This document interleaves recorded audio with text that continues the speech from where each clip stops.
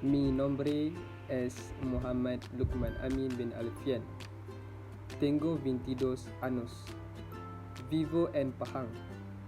Mi sueño es convertirme en empresario. Tengo una madre llamada Shabirah binti Ahmad Zaki. Amo mucho a mi madre, porque mi madre se sacrificó para dar a luz para mí. Mi madre me ha educado para que puedo ser una persona útil a la sociedad. Mamá siempre me aconseja cuando hago algo mal.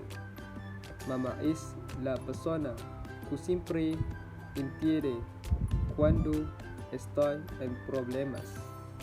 Amo a mi madre.